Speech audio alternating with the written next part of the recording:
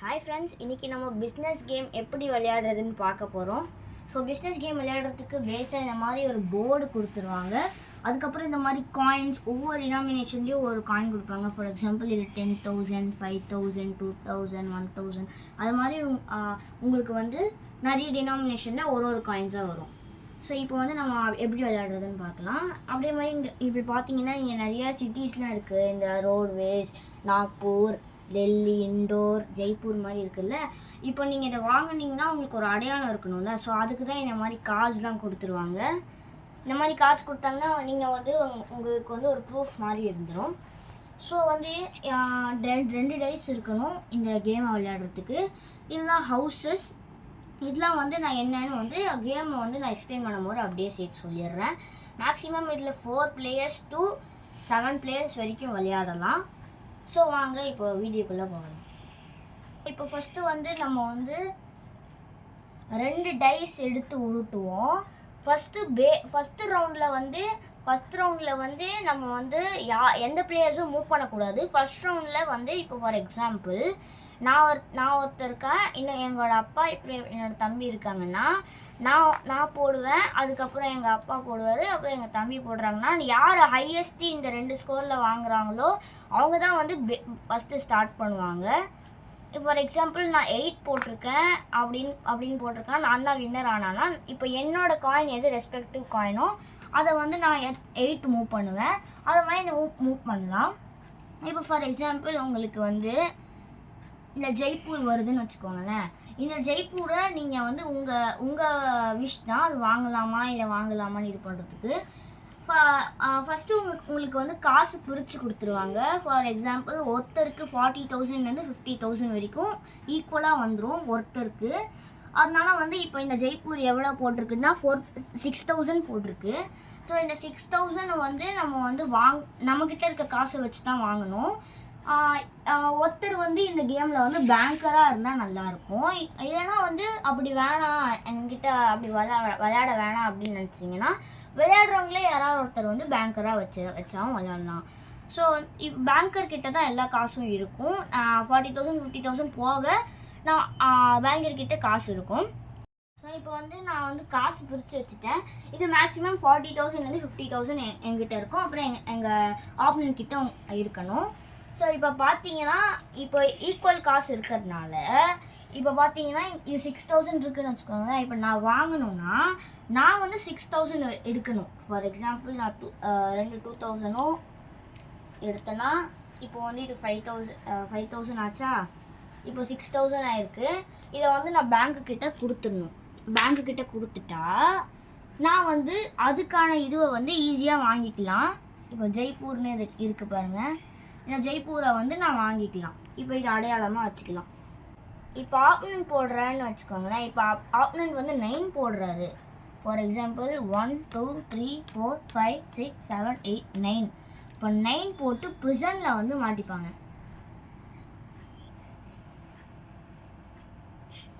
இப்போ ப்ரிசனில் வந்து என்னோட ஆப்போனன்ட் வந்து மாட்டிக்கிட்டாரு. இப்போ ப்ரிசனில் வந்து மாட்டிக்கிட்டாருன்னா ஆப்போனன்ட் வந்து 3 டைம்ஸ் டைஸை உருட்டணும். கண்டினியூஸாக 3 டைம்ஸ் டைஸை உருட்டணும்.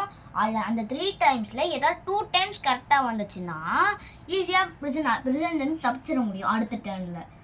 ஒரு வேளை இப்போ ஃபார் எக்ஸாம்பிள் நான் போடுறேன், எனக்கு 10 வந்திருக்கு. அடுத்த டேர்னில் போடுறேன், இப்போ 7 வந்திருக்கு. ஸோ இது வந்து தப்பு. ஆனால் இன்னொரு சான்ஸ் இருக்கிறதுனால நான் போடுவேன். ஆனால் இப்போவுமே 5 தான் வந்திருக்கு. ஸோ இப்போ வந்து நான் வந்து 3 டைம்ஸ் என்னால் வந்து போட்டேன். ஆனால் நான் 2 டைம்ஸ் எதுலேயுமே வாங்கலை. ஸோ அதனால வந்து 500 பார்த்தீங்களா, இதுதான் 500. இந்த 500 நான் பேங்க்குக்கு கொடுத்துடணும். ஸோ நீங்கள் சேஞ்சாகவும் கொடுக்கலாம் இல்லை டைரெக்டாகவும் கொடுக்கலாம்.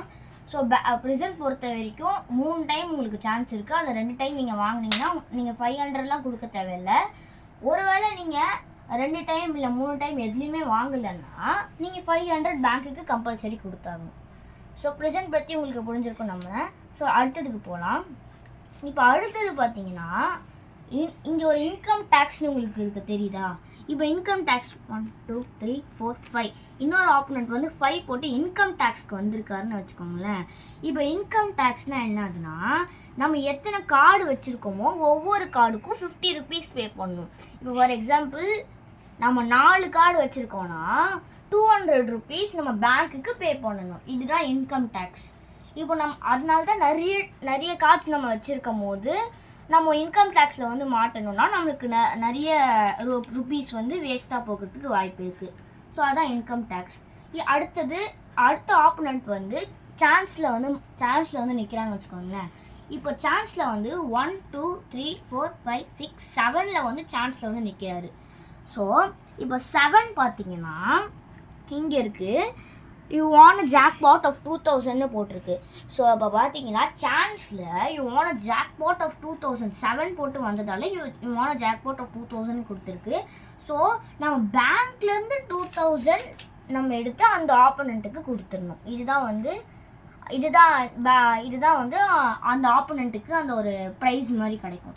ஒருவேளை இப்போது இங்கே ஆட் நம்பர்ஸில் போட்டால் நம்மளுக்கு வந்து சான்ஸ்க்கு வந்து ஒரு ப்ரைஸ் கிடைக்கிற மாதிரி, ஒரு ஈவன் நம்பர்ஸ் மாதிரி வந்தீங்கன்னா இங்கே தெரியுது பார்த்தீங்களா, இதெல்லாம் வந்து நம்ம பேங்க்குக்கு வந்து கொடுக்குற மாதிரி. அது மாதிரி ஃபைன் இல்லைனா வந்து ஏதாவது ஆக்சிடெண்ட் நடந்துருச்சு, ஸோ அதை மாதிரி பண்ணுறது தான் இந்த ஈவன் நம்பர்ஸில் வந்துச்சுன்னா.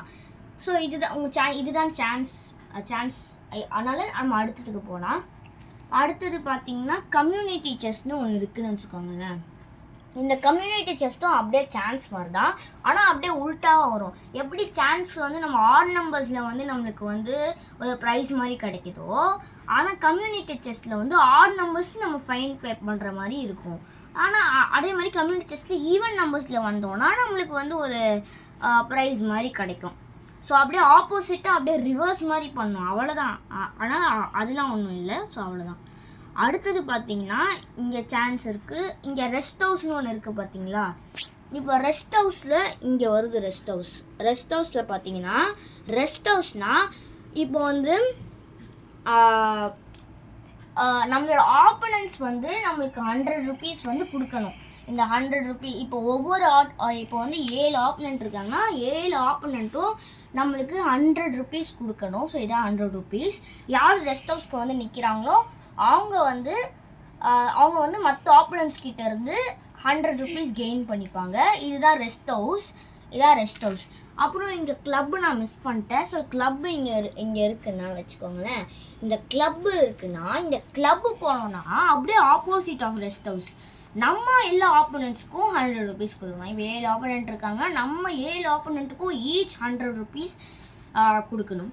ஸோ அடுத்தது இதெல்லாம் பார்த்தாச்சு. Wealth tax. இப்போ வெல்த் டேக்ஸில் யாராவது வந்து மாட்டிக்கிட்டாங்கன்னா அவங்க 100 rupeesலேருந்து 150 rupees வரைக்கும் அவங்களோட சாய்ஸில் வந்து கொடுத்துக்கலாம் பேங்க்குக்கு கண்டிப்பாக கொடுத்தாகணும். ஸோ வெல்த் டேக்ஸ் அதான் ஃப்ரெண்ட்ஸ். இப்போ அடுத்தது பார்த்தீங்கன்னா இதுதான் எல்லா ரூல்ஸும். இப்போ ஒரு வேளை இது வந்து ரவுண்டு சுற்றிட்டே இருக்கும். இங்கே ஸ்டார்ட்டுக்கு வந்து முடிச்சுட்டு யார் ஃபஸ்ட்டு வராங்க அதெல்லாம் கணக்கு இல்லை, ரவுண்டு சுற்றிட்டே இருக்கும். நீங்கள் எப்போ முடிக்கணுமோ அப்போ வந்து முடிச்சிக்கலாம், உங்களோட விஷ் தான். இப்போ ஒரு வேளை ஏதாவது ஒரு பிளேயர் வந்து இந்த ஸ்டார்ட்டை வந்து நம்ம எப்போவுமே கனெக்ட் பண்ணிக்கூடாது, ஏன்னா அது ஸ்டார்ட்டுக்கு மட்டும் தான் யூஸ் ஆகும். ஸோ ஒரு வேளை நம்ம வந்து இந்த பிளேயர் வந்து இப்போ 6 போட்டிருக்காங்கன்னா 1 2 3 4 5 6ன்னு வைக்கக்கூடாது, 5 6 அப்படின்னு போகணும். சரி, இங்கே பார்த்தீங்கன்னா இங்கே 6 வந்து இதை கனெக்ட் பண்ணக்கூடாது. ஸோ இப்போ ஒரு வேளை இந்த ஸ்டார்ட்டை தாண்டிட்டாங்கன்னா பேங்க்லேருந்து 1500 இதுதான் 1000, இதுதான் 500. 1500 வந்து அவங்க வந்து பேங்க்லேருந்து எடுத்துக்கலாம். இப்போ ஒரு ரவுண்டு ஃபுல்லாக சுற்றிட்டு இந்த ஸ்டார்ட்டை ஜம்ப் பண்ணிட்டாங்கன்னா அவங்க வந்து 1500 வந்து பேங்க்லேருந்து கெயின் பண்ணிக்கலாம். இது ஒரு அட்வான்டேஜ். இப்போ நான் வந்து ஜெய்ப்பூர் வாங்கியிருக்கேன். இது வந்து நான் ஜெய்ப்பூர் வாங்கியிருக்கேன்னு வச்சுக்கோங்களேன். ஜெய்ப்பூர் வாங்கியிருக்கேன்னா இப்போ இன்னொரு பிளேயர் இது வந்து என்னோடய ஆப்போனண்ட்டோட பிளேயரோட காயினு. ஸோ இப்போ இந்த ஆப்போனண்ட் வந்து ஒரு வேளை ஜெய்ப்பூரில் வந்து நின்னாங்கன்னா ஜெய்ப்பூர் கார்டில் இந்த மாதிரி ரெண்ட் சைட் ஒன்லின்னு போட்டிருக்கோம். ஸோ இங்கே இந்த 700 rupees இருக்குல்ல, ஒரு வேளை வந்து நின்னாங்கன்னா அவங்களுக்கு ஃபைன். ஏன்னா அவங்க என்னோடய பிளேஸில் வந்து பெர்மிஷன் இல்லாமல் வந்திருக்காங்க. ஸோ வந்து அவங்களுக்கு ஒரு ஃபைன் கிடைக்கும். ஸோ வந்து இப்போ 700 எனக்கு பே பண்ணணும் அவங்க. இப்போ ஒரு எக்ஸாம்பிள் 500 200 700 வந்து என்கிட்ட அவங்க பே பண்ணிடணும். ஒருவேளை வந்து நம்ம வாங்கின சைட்டில் வந்து அவங்க நின்னாங்கன்னா நம்ம வந்து அவங்க வந்து நம்மக்கிட்ட 700 பே பண்ணிக்கணும். நம்ம வந்து அவங்ககிட்ட 700 கெயின் பண்ணிக்கலாம். இப்போ அடுத்தது இந்த ஹவுஸ்லாம் என்னன்னு நீங்கள் வந்து ரொம்ப நேரமாக ஒண்டர் பண்ணிகிட்ருப்பீங்க. இந்த ஹவுஸ்லாம் வேறு எதுவுமே இல்லை. இப்போ இந்த நான் ஜெய்ப்பூர் வாங்கியிருக்கேன்னு வச்சுக்கோங்களேன். அடுத்தது நான் இண்டோர் வாங்குகிறேன். அடுத்தது வந்து இந்த இண்டோர் வாங்கியிருக்கேனா, இப்போ இந்த 2 கார்டும் ஒரே கலரில் இருக்குது. நீங்கள் வந்து கண்டினியூஸாக வாங்கணும்னு இல்லை, எப்போ வேணால் வாங்கிக்கலாம். ஆனால் 2 கார்டு ஒரே கலரில் இருந்துச்சு வச்சுக்கோங்களேன், உங்களால் வீடு கட்ட முடியும். அந்த இடத்துல வீடு கட்ட முடியும். உங்கள் சாய்ஸ், இண்டோர்லேயும் கட்டிக்கலாம் இல்லைன்னா ஜெய்ப்பூர்லேயும் கட்டிக்கலாம். அந்த ஹவுஸோட இது வந்து காஸ்ட் வந்து ஜெய்ப்பூர்லேயும் இண்டோர் கார்ட்லேயும் போட்டிருக்கோம். ஸோ ஃபார் எக்ஸாம்பிள் இப்போ இண்டோர் கார்டில் வந்து 5000 ஒரு ஹவுஸ்க்குன்னு போட்டிருக்கு. ஆனால் ஜெய்ப்பூரில் அதே தான் போட்டிருக்கு. ரெண்டுத்துலேயும் வந்து ஒரே 5000 தான் போட்டிருக்கு. ஆனால் சில கார்ட்ஸில் டிஃபர் ஆகிறதுக்கு வாய்ப்பு இருக்குது.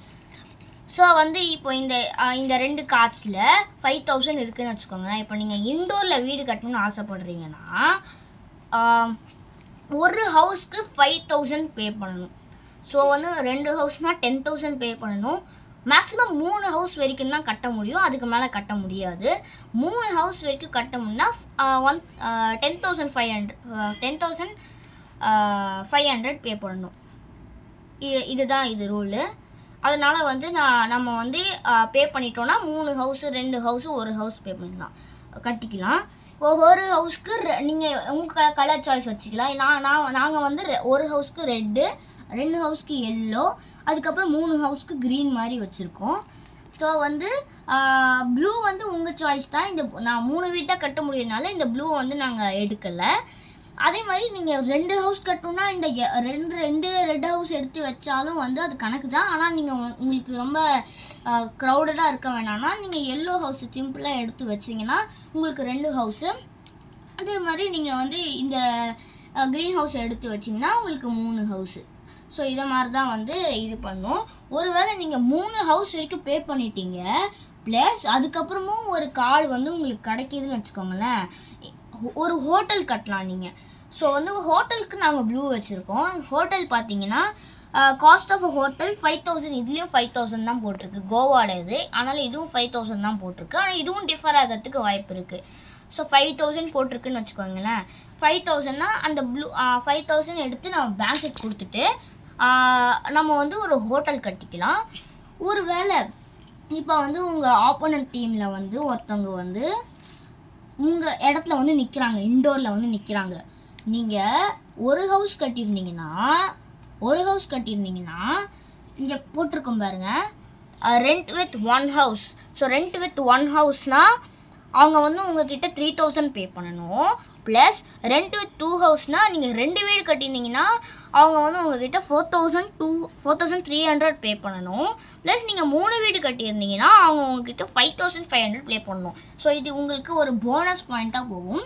ஒருவேளை நீங்கள் ஹோட்டலே கட்டிட்டீங்கன்னா உங்களுக்கு வந்து அவங்க 7500 ஒரு ஃபைனாக உங்ககிட்ட பே பண்ணிடுவாங்க. ஸோ இவ்வளோ பெரிய காசு வந்து நீங்கள் ஹோட்டல் கட்டினா மட்டும் தான் கிடைக்கும்.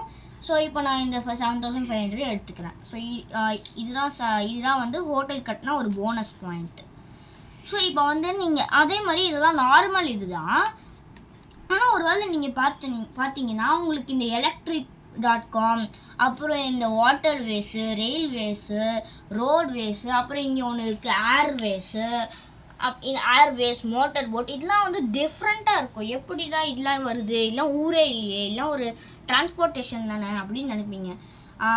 அது என்னன்னா இப்போ பார்த்தீங்கன்னா இந்த ரயில்வேஸ், வாட்டர்வேஸ், எலக்ட்ரிக்கோ, ஏர்வேஸ், அப்புறம் வந்து இந்த மோட்டர் போட்டுக்கு வந்து எல்லாமே வந்து ஈச் கனெக்டடாக இருக்கும். ஸோ ஃபார் எக்ஸாம்பிள் நீங்கள் இப்போ வாட்டர்வேஸ் வாங்கியிருக்கீங்கன்னு வச்சுக்கோங்களேன், உங்களால் இதில் வீடு கட்ட முடியாது. ஏன்னா இதில் லாஜிக்கே இருக்காது. எப்படி நீங்கள் தண்ணியில் வீடு கட்டுவீங்க, ரயில்வேஸில் எப்படி வீடு கட்டுவீங்க, அதனால் உங்களால் வீடு கட்ட முடியாது. ஆனால் உங்களுக்கு போனஸ் பாயிண்ட் பார்த்தீங்கன்னா நான் ஃபஸ்ட்டில் ஈஸியாக இருந்து எக்ஸ்பிளைன் பண்ணிடுறேன். ஏர்வேஸ் இப்போ பார்த்தீங்கன்னா ரெண்ட் 1200 போட்டிருக்கு. அவங்க சாதாரணமாக வந்து நின்னாங்கன்னா 1200 பே பண்ணணும். ஒருவேளை உங்ககிட்ட ஏர்வேஸ் இங்கே வந்து if you also own motor boat the rent is 2500 போட்டிருக்கு.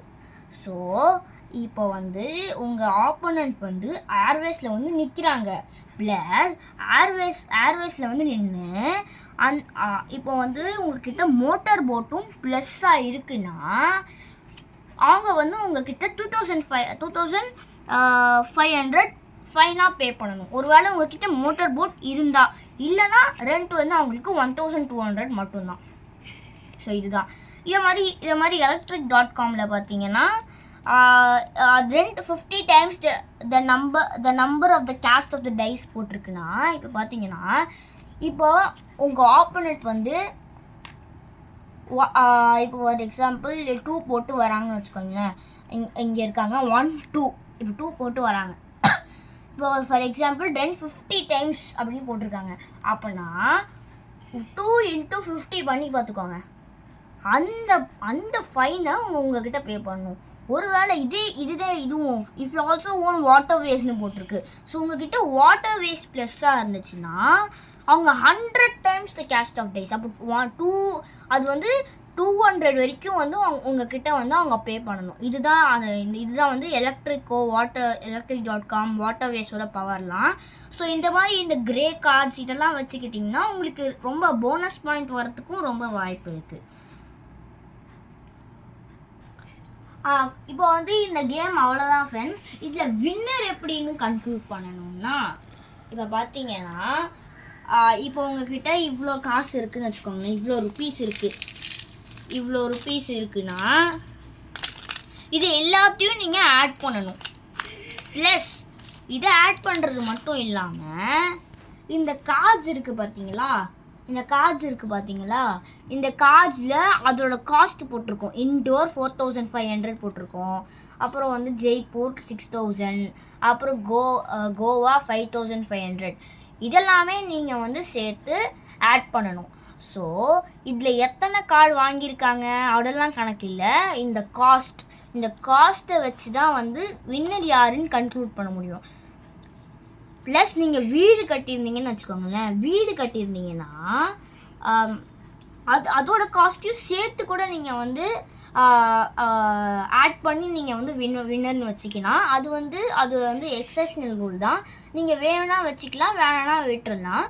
இப்போ ஃபார் எக்ஸாம்பிள் வந்து இப்போ ஃப்ரெண்ட்ஸ் பார்த்தீங்கன்னா நான் உங்களுக்கு ஒரு ரூல் மிஸ் பண்ணிட்டேன். இது பார்த்தீங்கன்னா இங்கே பேங்க் மார்கேஜ் வேல்யூன்னு போட்டிருக்கு பாருங்கள்.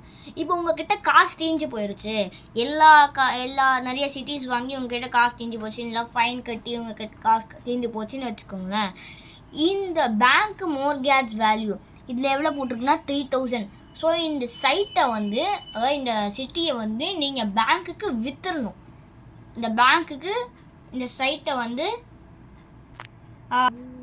இந்த சைட்டை வந்து மார்கேஜ் பண்ணிடணும். அது வரை வந்து விற்றுடணும். ஸோ இந்த விற்றுட்டிங்கன்னா இங்கே 3000 போட்டிருக்கு பார்த்தீங்களா, இதை வந்து கொடுத்துட்டு பேங்க்லேருந்து 3000 வந்து நீங்கள் எடுத்துக்கலாம். பார்த்தீங்கன்னா 3000 எடுத்துக்கலாம். இந்த 3000 எடுத்துக்கலாம். ஆனால் இது வந்து பேங்க்கு கிட்ட விற்கிறது மட்டும் இல்லை, உங்கள்கிட்ட காசு சேஞ்சிருச்சு. இப்போ இவ்வளோ காசு சேஞ்சிருச்சுன்னு வச்சுக்கோங்களேன். அதே அமௌண்ட்டை வந்து நீங்கள் வந்து பேங்க்குக்கு திரும்பவும் பே பண்ணிவிட்டு அந்த சைட்டை நீங்கள் வாங்கணும். அது அப்படியே சைட்டை வச்சிடக்கூடாதுன்னு, எனக்கு காசுலாம் பே பண்ண வேணாம், நான் வந்து அங்கேயே இருக்கணும் அப்படிலாம் வச்சிடக்கூடாது. நம்ம லோன் வாங்கணும்னா அதுக்கு நம்ம வந்து கண்டிப்பாக வந்து பே பண்ணி தான் ஆகணும். ஸோ உங்களுக்கு புரிஞ்சிருச்சா ஃப்ரெண்ட்ஸ்? ஸோ இந்த கேமோட ஒரு பெனிஃபிட் என்னன்னு பார்த்தீங்கன்னா, நம்ம வந்து கால்குலேஷன் வந்து டக்குன்னு கற்றுக்க முடியும். ஸோ இப்போ பார்த்தீங்கன்னா 10,000 2000 12,000 அது மாதிரி எப்படி கரெக்டாக வந்து ஆட் பண்ணுறதுக்கு நம்மளால கற்றுக்க முடியும். ஸோ வந்து இது ஒரு நல்ல கேம் தான். உங்கள் ஃப்ரெண்ட்ஸ் அண்ட் ஃபேமிலிஸ் கூட விளையாடலாம். ஸோ இது வந்து ஒரு நல்ல கேம். இதை நீங்கள் விளையாடி என்ஜாய் பண்ணுங்கள். பாய்.